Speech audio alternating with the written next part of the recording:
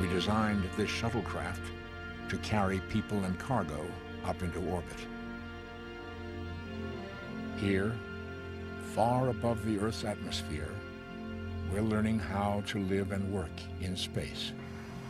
Frank, you've got to go to the orbiter.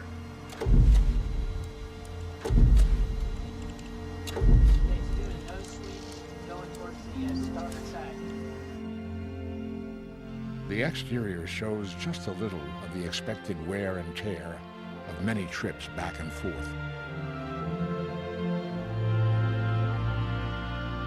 The shuttle is equipped with a robotic arm to move large payloads ferried up from Earth.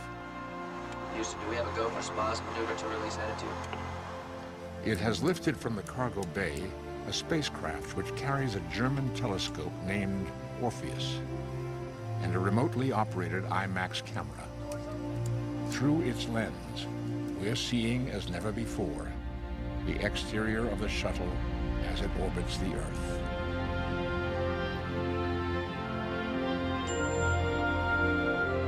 Discovery Houston, you have a go for SPA's release.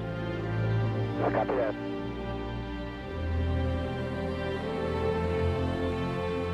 Now, the Orpheus telescope has been released into orbit. We are riding with it, floating free in space. Beneath us, the shuttle pulls away, its cargo bay empty. Orpheus will spend several days observing the hottest and coldest gases in our galaxy. Then the shuttle will take it back to Earth.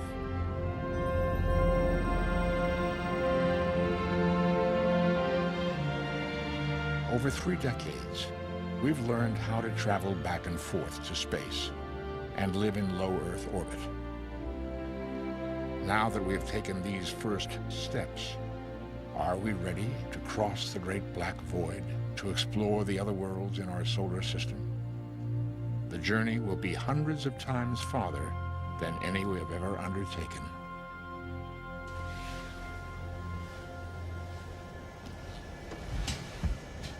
First, we need to understand how we adapt to weightlessness.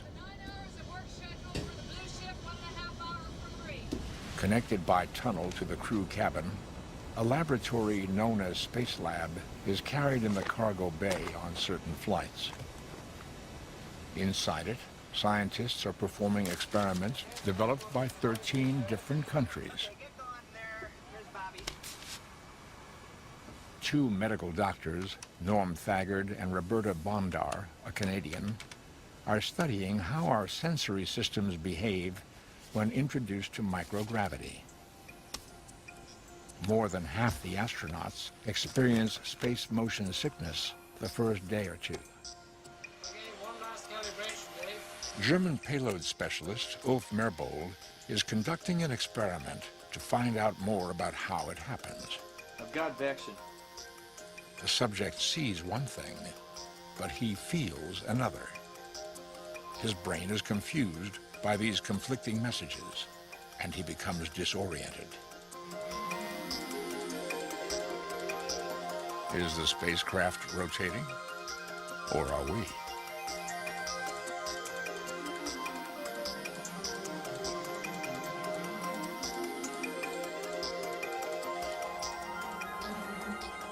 While Roberta spins, a tiny camera inside her helmet is recording the movements of her eye as it reacts to the motion.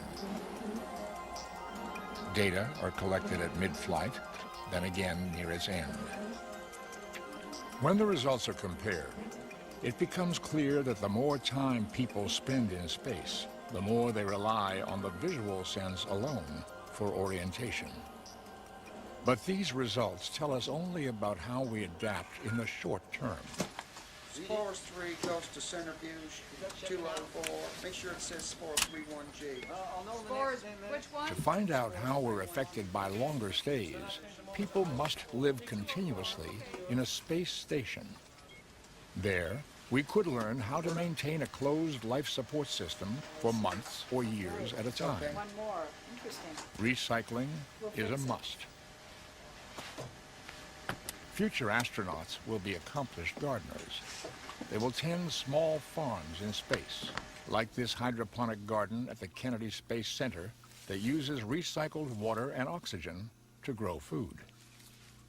The plants must be kept free of contamination. Halfway to another planet, a crop failure would be a disaster. 180 reps left. Keeping fit is another challenge. With no body weight to support, our muscles get weaker. Bones become brittle. The longer we stay, the worse the problems become. Hey, Bobby, come on up here. We're going by Canada. People traveling to other planets will spend years living in a very confined space. What kinds of emotional stress will we face? Will we get homesick, so far from everything we know, isolated from family and friends and the familiar comforts of home?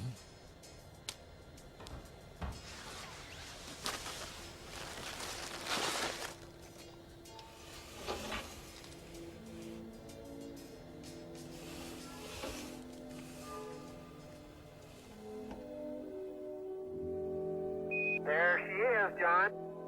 Don't run into our home. Our first journeys to another world were to our nearby moon. Tranquility Base, Houston, you're cleared for takeoff.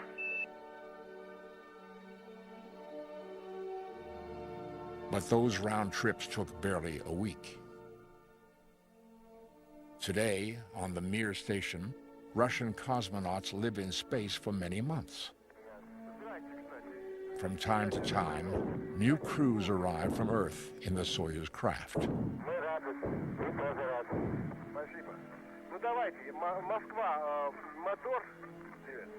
Now, after almost a year in orbit, the cosmonauts will return home in Soyuz.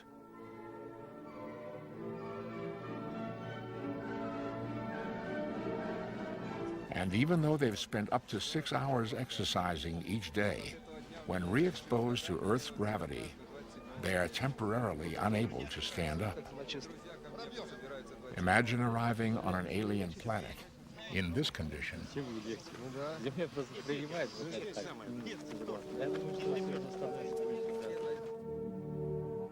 But what if we could produce an artificial gravity as we travel to our destination? In 1968, Stanley Kubrick's classic film, 2001, A Space Odyssey, featured spaceship designs which would allow us to do this. As the ship spins around, anyone inside feels an outward or centrifugal force that acts like gravity. In another design, parts of the ship spin around a stationary hub. But the rotation of a small spacecraft could make the occupants disoriented or sick. We could avoid this if we built a spacecraft large enough and with a slower spin. But it would have to be about as long as the Golden Gate Bridge. How could we build such a large ship in space? To get to Mars, for instance, we might design a spacecraft with 2 modules, one attached to each end of a very long cable or tether. Once underway, the tether would be extended to separate the 2 modules. The whole assembly, rotating about once per minute, could provide the synthetic gravity needed.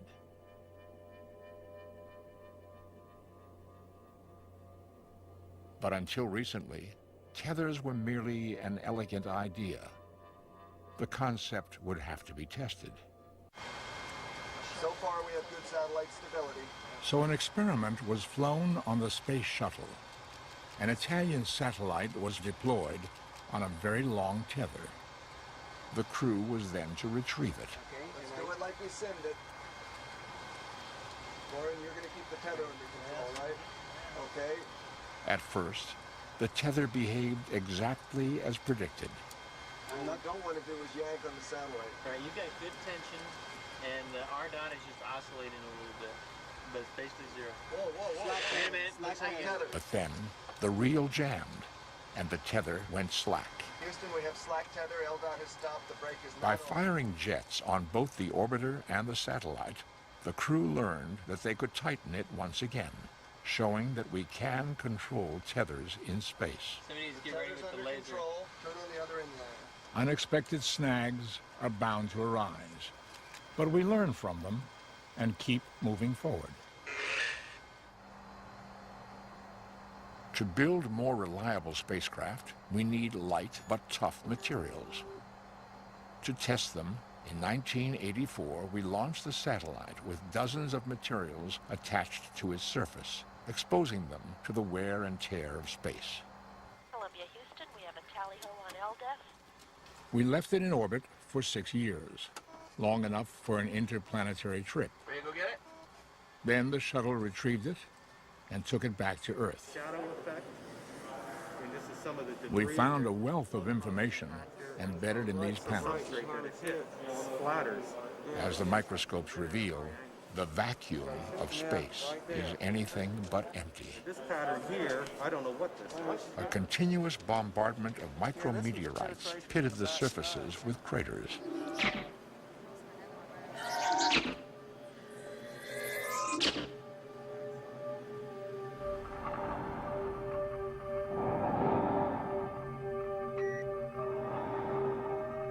But the most serious hazard in space is radiation. As the shuttle hangs suspended above the Earth's horizon, we see only the lights of its cargo bay in the darkness. But we can't see the harmful cosmic radiation that is everywhere here. High-energy charged particles are streaming out from the sun and other stars. On Earth, we are protected by the atmosphere and the surrounding magnetic field. In space, the radiation can penetrate the walls of our craft. A Japanese X-ray satellite reveals vast clouds of radiation erupting from the sun. On interplanetary trips, we'll have to retreat to heavily shielded onboard shelters whenever solar storms are sighted. Most of the planets are too hostile for people to visit. But that doesn't stop us from exploring them. Okay, understand, we have a go for deploy, so we're starting out. 5, 4, 3, 2, 1, mark. We have motion. It's stable. It's clear of the SE. Where humans cannot safely go, we send remotely controlled robot explorers. Commanding them from Earth, we use their electronic eyes and sensors to explore the alien landscape.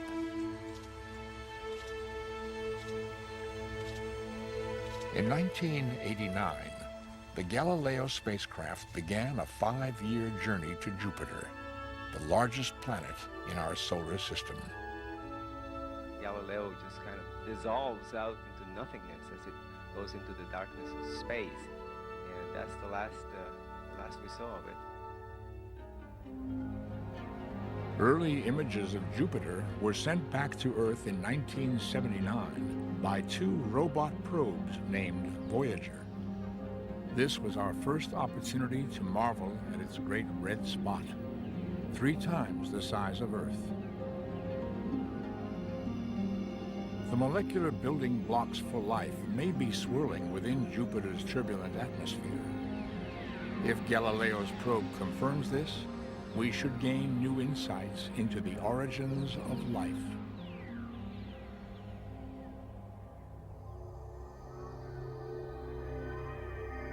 Though it is our nearest planetary neighbor, Venus was always a mystery. Thick cloud layers blocked our view of its surface. Then we sent a spacecraft named Magellan to orbit the planet. Its radar eyes could see through the clouds. Magellan collected so much data that we can now explore the surface as if we were actually there. We begin 60,000 feet up.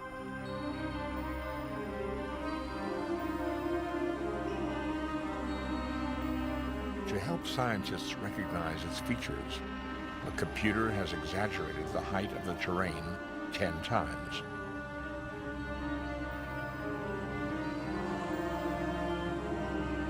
Perhaps these pancake domes were caused by lava pushing through weak spots in the surface.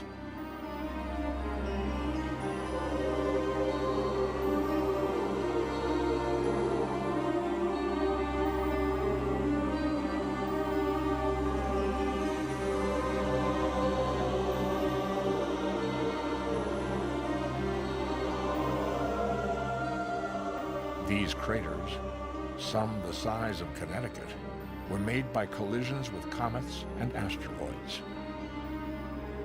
On Earth, ancient craters like these have been eroded by wind and water. But there is little wind and no water here. Venus swelters beneath a thick atmosphere of carbon dioxide, which acts like a greenhouse. It allows sunlight to filter in, but then traps the heat inside. The surface temperature is hot enough to melt lead.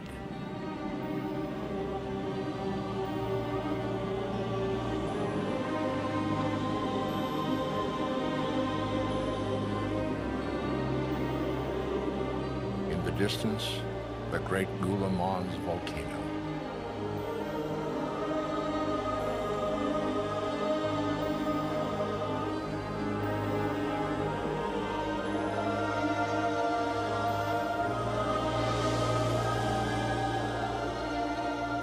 We are now soaring more than 250,000 feet above the surface. The long, smooth strips that now and then cross our path are small portions of the surface that Magellan's radar did not scan.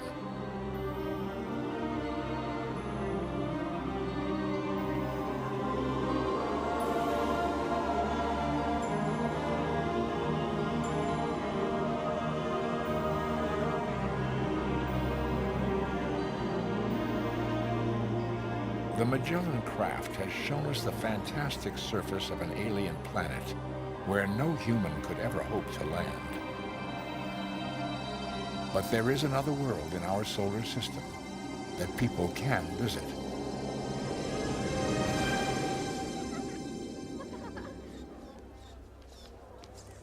Future generations of explorers will walk upon Mars. To prepare the way for them, we could send a robot like this to scout a landing site. We might dispatch a whole flock of these helpers to explore the terrain. Unlike us, they are almost immune to radiation and need no air or water. And they never get homesick.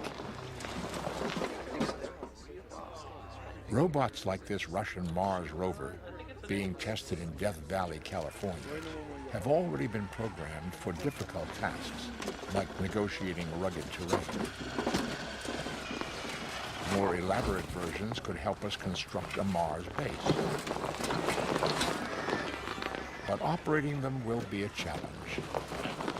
At the speed of light, a single command takes up to 20 minutes to travel from Earth to Mars.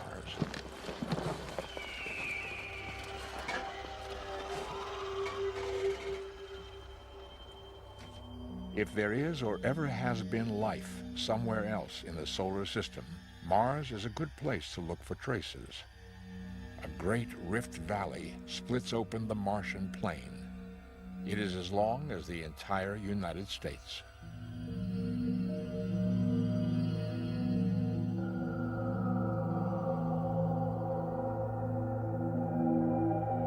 We're now descending from 40,000 feet into a part of the valley known as Candor Chasma.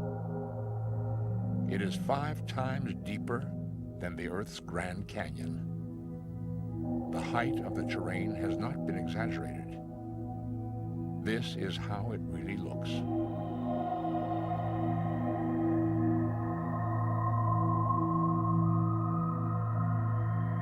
Life as we know it must have liquid water to develop. Water may have flowed through these canyons long ago. Perhaps it nourished life.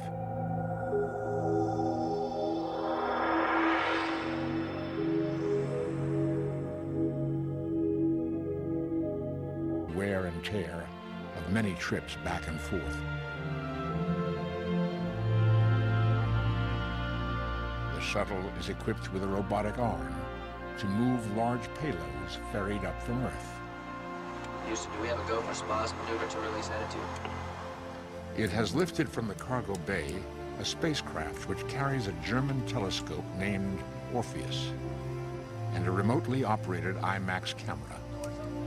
Through its lens, we're seeing as never before the exterior of the shuttle as it orbits the Earth.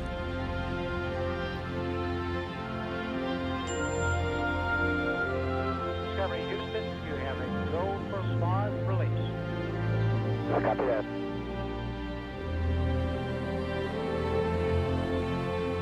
Now, the Orpheus telescope has been released into orbit. We are riding with it, floating free in space. Beneath us, the shuttle pulls away, its cargo bay empty. Orpheus will spend several days observing the hottest and coldest gases in our galaxy. Then first, we need to understand how we adapt to weightlessness.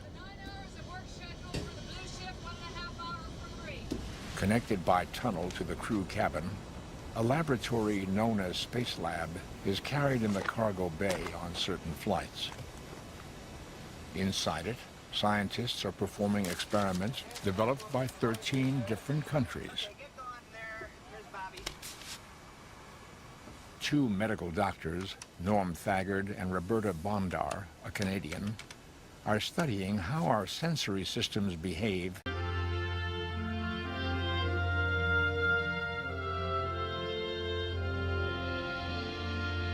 We designed this shuttlecraft to carry people and cargo up into orbit. Here, far above the Earth's atmosphere, we're learning how to live and work in space. Frank, you gotta go to the other.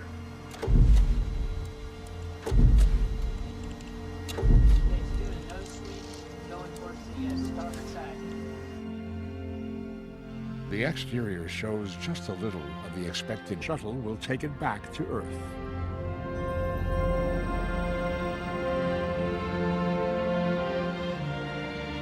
Over 3 decades, we've learned how to travel back and forth to space and live in low Earth orbit. Now that we've taken these first steps, are we ready to cross the great black void to explore the other worlds in our solar system? The journey will be hundreds of times farther than any we have ever undertaken.